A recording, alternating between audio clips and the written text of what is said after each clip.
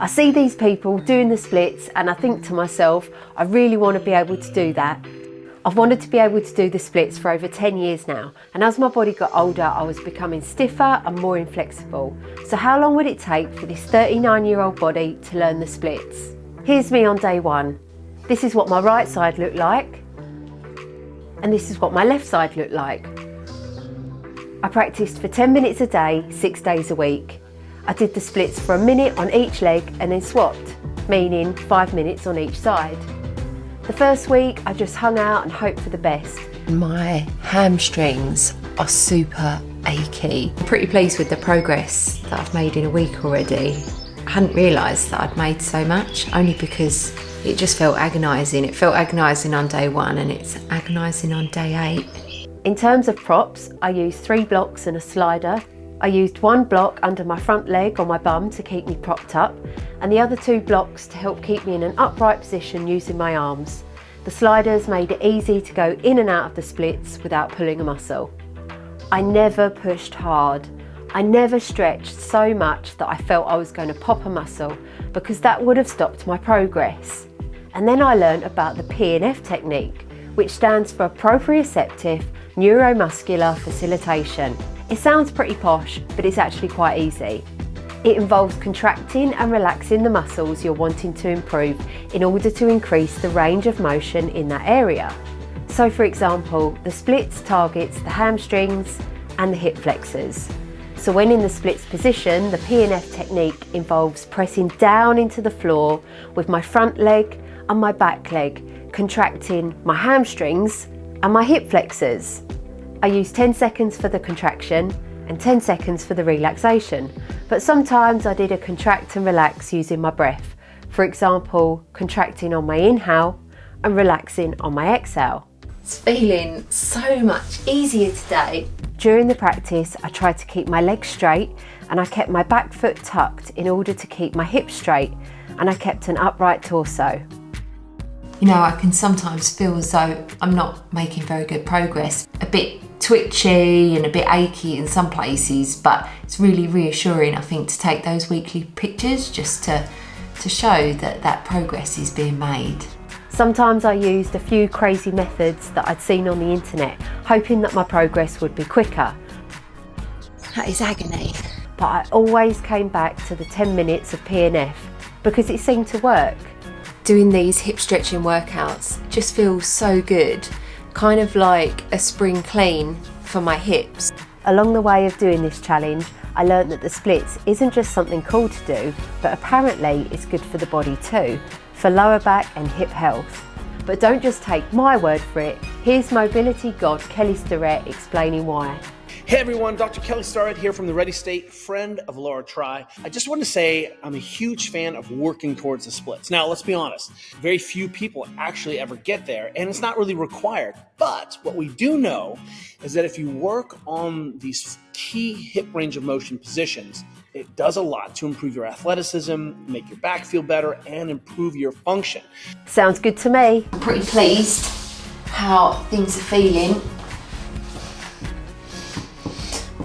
So I'm kind of almost there. Left side's still quite tough.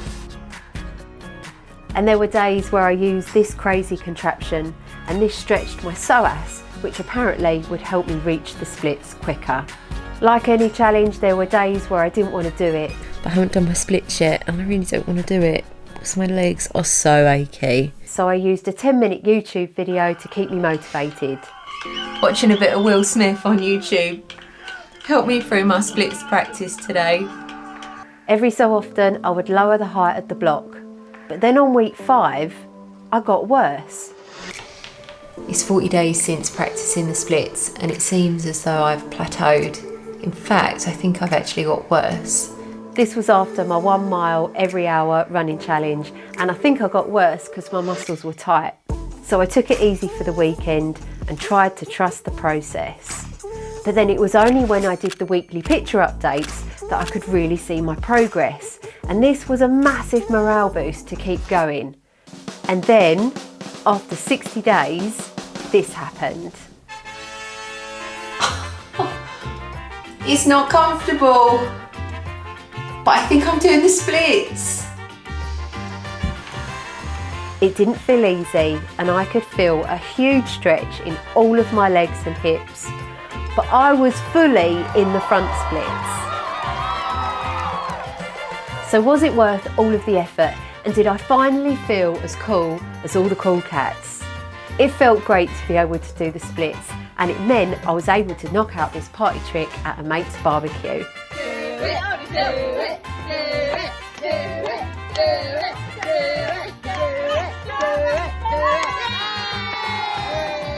But more importantly than feeling cool and impressing my mates at a barbecue, a few surprising things happened that I hadn't expected. My anterior pelvic tilt that I'd had for years had finally improved. Well, what's an anterior pelvic tilt, LT? An anterior pelvic tilt is where the pelvis sits forward, making the bum stick out a little bit. And for me, before learning the splits, I would get a tight, tingly feeling in my hips throughout the day, and it would really annoy me.